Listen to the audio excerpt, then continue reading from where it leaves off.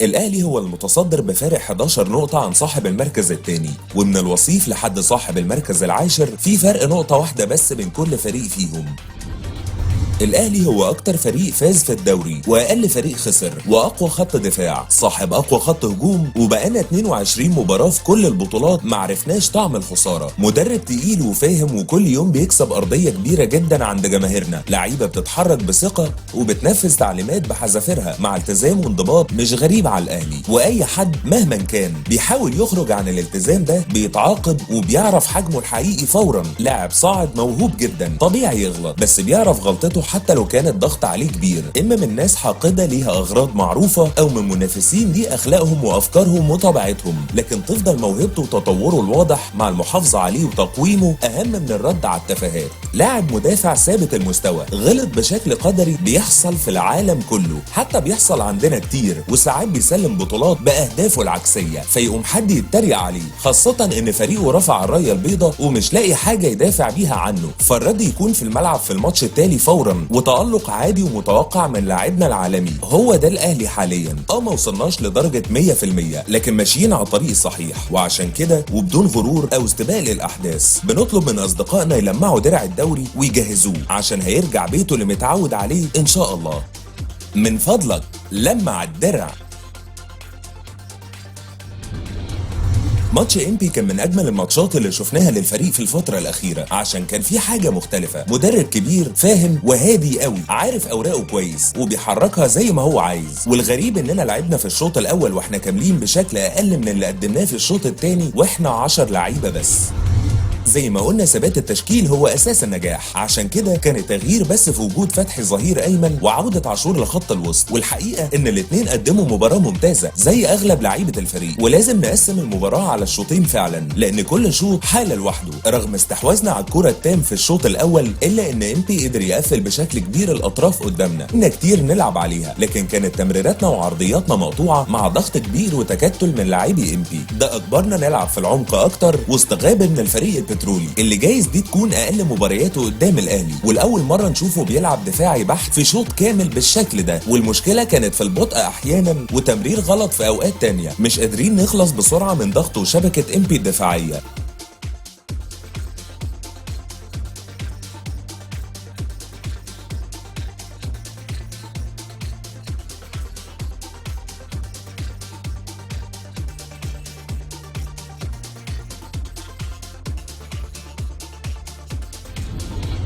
والرقابه القويه وضيق المساحات خلى رمضان وزكريا يهربوا لتحت والعمق الملعب عشان يقدروا يستلموا الكوره ويبداوا بيها هجمه تكمل، لكن فضلت المشكله مستمره مع التمريرات الكتير اللي مش مظبوطه لحد لقطه البينالتي والهدف الاول.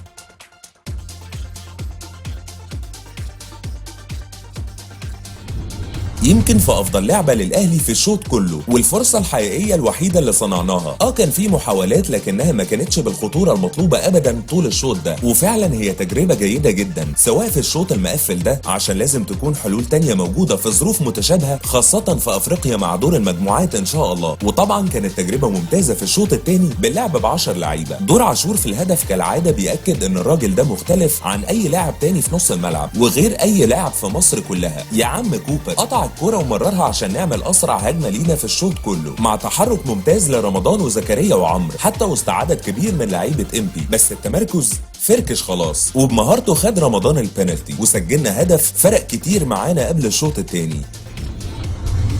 بعد طرد رمضان وهو يستحقه كان لازم يطرد معاه اللاعب اللي شتمه من امبي، والمفروض ان رمضان ما كانش رد، لكن مع ضغوط كتير بتمارس عليه داخل وخارج الملعب ولصغر سنه غلط وتعاقب وخلاص اتغير شكل الملعب تماما. بعدها 4-4-1 نفذها يولو لاعيبتنا بشكل رائع، الكل كان متمركز صح وبيضغط صح وخلوا امبي معاه الكرة بلا قيمه او فعاليه، لدرجه ان الهجمه دي في دقيقه كامله المنافس بينقل الكرة ومش عارف يتقدم بيها لحد ما ضاعت بكل هدوء.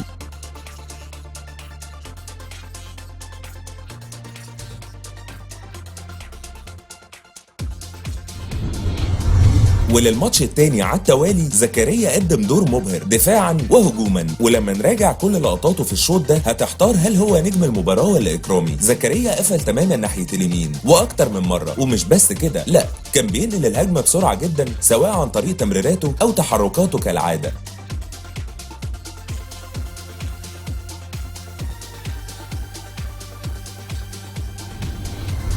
على الجانب الثاني رجع السعيد وقفل الناحيه الشمال وبنفس الدور تقريبا، دفاعيا كويس وهجوميا عاقل وواقف على الكوره وعارف ازاي يروح للهجوم بسلاسه، طبعا مع دور واضح لغالي وعاشور اللي تحس انهم فاهمين بعض بشكل يجبرك ان الثنائي ده لازم يكون هو الاساسي دايما، وتالق لحجازي وربيعه طول الماتش في رد واضح وصريح على كل الكلام اللي بيتقال بدون سند او دليل او لغرض، والاتنين ما خلوش كوره تعدي سواء طوليه او عرضيه في واحده من ماتشاتهم الممتازه جدا مع الاهلي.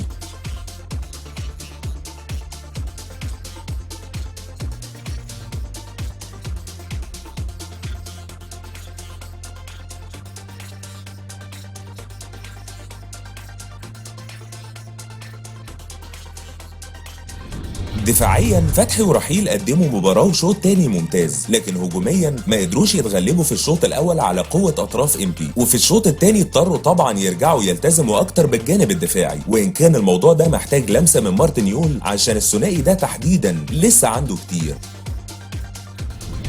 عمرو جمال وايفونا حالتين محتاجين نفهمهم. عمرو في الشوط الثاني كان المفروض يكون المحطه الهجوميه الوحيده والمهمه جدا للفريق، لكن وربما من الشوط الاول ما قدرش ينفذ ده، واللقطات واضحه وكتير.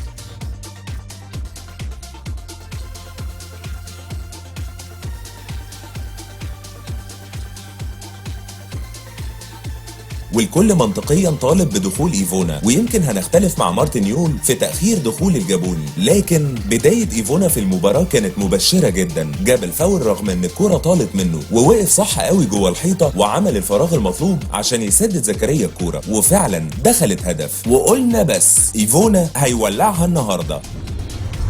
مش عايزين نهاجم ايفونا ابدا، لكن محتاجين منه يفهمنا ايه ده.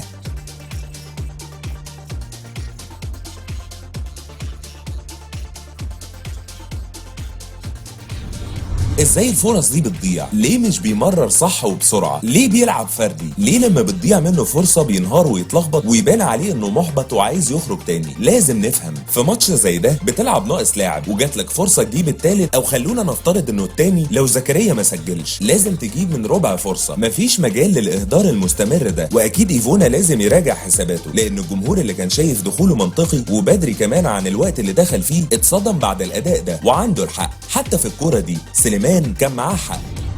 شريف إكرامي مش هنتكلم عنه كتير لأن اللقطات دي مش محتاجة تعليق غير إنك تسقف له بس.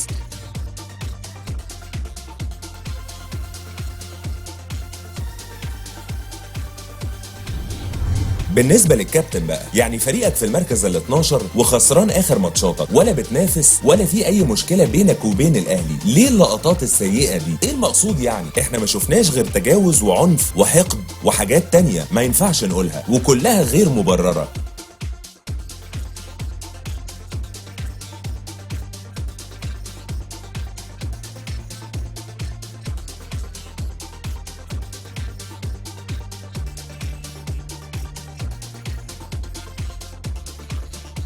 عموما الاهلي كسب رايح جاي بنفس النتيجه، وحتى وهو بيلعب 10 كان احسن، والنتيجه كانت ممكن تبقى اكبر واتقل.